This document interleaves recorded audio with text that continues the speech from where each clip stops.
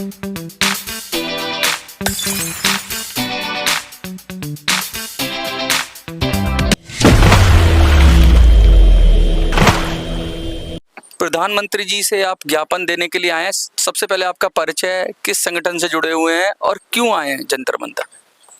नदी सेना है, जो नदी सेना की स्थापना की गई है।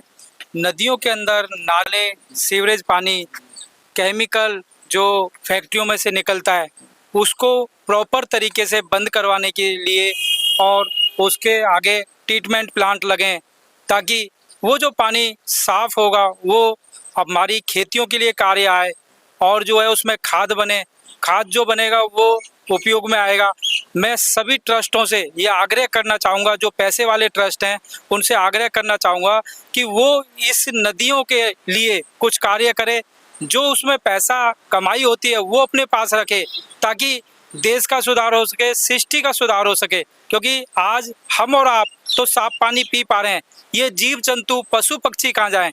धरती तो उनकी भी बराबर है। जय हिंद, जय भारत। ये नदियों का जिस तरह से हालात है, दिल्ली के अंदर यमुना नदी की बात करें तो कई नाले सीधा सीधा यमुना में गिर जाते हैं। उसकी नालों की सफाई के नाम पर, उनको पानी की रिसाइकिल के नाम पर बस खाना पूरी होती है। हजारों करोड़ का बजट आता है गंगा सफाई, यमुना सफाई के नाम पे। क्या लगता है कि क्या भ्रष्टाचार की वजह से भी कुछ ये मामला अटक रहा है? नहीं, भ्रष्टाचार तो एक अलग मुद्दा है। भ्रष्टाचार तो कोई भी गवर्नमेंट बैठे तो वो एक अलग चीज़ होगी, लेकिन हमें प्रॉपर तरीके से जो है ना जड़ को ख़त्म करना पड़ेगा। जो नाले, सिविल लाइन है, उनकी जगह ट्रीटमेंट प्लांट लाने हैं, ताकि गंदगी नदियों में जाए ही ना। क्योंकि सृष्टि ने हमें नदियाँ बिल्कुल साफ़ सुथरी दी हैं, हम लोगों ने ही उनको गंदा करा है। तो हम लोगों को जन जन को जागना पड़ेगा, ताकि प्रॉपर तरीके से उस पर कानून ला सकें और कानून ला के उस पर काम हो सके। आप ट्रीटमेंट प्लांट की बात करो, बहुत सारे ट्रीटमेंट प्लांट हैं, लेकिन वो सफ़ेद हाथी बन गए हैं। उनका मेंटेनेंस नहीं होता है, उनका सही तरीके से देखभाल नहीं होती है, उनको उनके अंदर उपकरण सही नहीं लगाए जाते हैं। तो फिर अगर ऐसा प्लांट लग भी जाएगा तो फिर भी गंदा पानी आएगा। तो मैं उस विषय पे बात करना चाह रहा था। ये ऐसा है, हम लोगों की नासमझी की वजह से सारी चीज़ें हो रही है, क्योंकि लोग जागरूक नहीं है।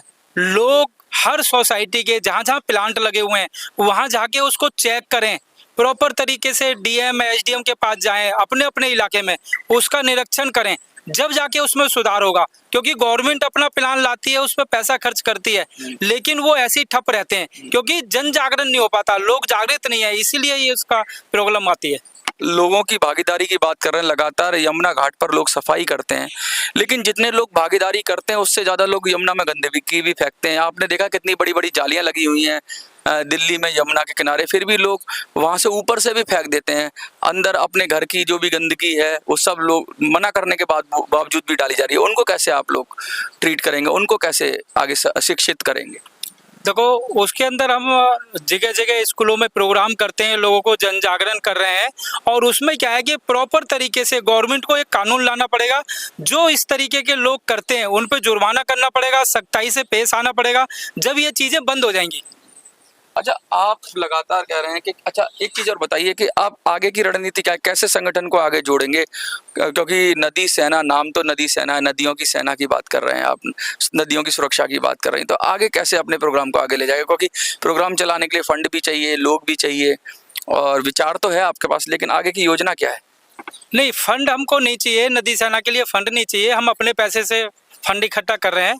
और मेन चीज़ क्या है कि हमें प्रेरणा देनी है। जो बड़े बड़े आपका ये ट्रस्ट हैं, उनको हम प्रेरणा देना चाह रहे हैं कि वो अपने नाम पे काम करें, नदियों के लिए नाम भी अपना लें और उसमें से पैसा भी कमाएं। जो खाद बनेगा, जो उसमें से उपकरण निकलेंगे, उससे पैसा भी कमाएं, तो वो अपना करें। हमें नाम और पैसा दोनों में से कुछ नहीं चाहिए।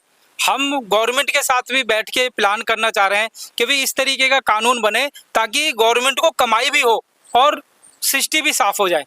अच्छा, लगातार ये बात हो रही है कि रिसाइकिल से रीयूज भी हो जाता है बहुत सारा, तो आप ये कह रहे हैं कि बहुत सारा जैसे कबाड़ से जुगाड़ वाली बात होती है, नदी में से बहुत सारी चीज़ें ऐसी भी निकलेंगी जिससे बेनिफिट भी हो जाएगा, जो कचड़े के रूप में आप जिनको कह रहे हैं? जी, वही चीज़ तो है कि हमें पहचानना है कि जो हम वेस्टेज हमारा जा रहा है नदी नालों में, नालों के अंदर जो वेस्टेज जा रहा है उसको हम छान के उसमें जो पिन्नी है प्लास्टिक है उसको अलग करें, जो उसमें से जो खाद बनेगा, जो हमारा मल जाता है उससे खाद बनेगा, उसको हम उपयोग खेती में ले सकते हैं। जो पानी है उसे पार्कों में उसमें यूज कर सकते हैं, ताकि उससे जो है बेनिफिट होगा, ट्रस्टों को बेनिफिट होगा, गवर्नमेंट को बेनिफिट होगा। क्या इसके लिए आप कोई कानून की भी मांग करेंगे, क्योंकि आप खुद भी एक एडवोकेट हैं, तो क्या लगता है कानूनी तरीका भी हो सकता है कि कोई कानून ऐसा बना दिया जाए कि भाई यमुना सफाई के लिए मैंडेटरी ही हो जाए, जरूरी हो जाए? क्या इस दिशा में भी कोई काम करेंगे, कोई PIL वगैरह कुछ करेंगे?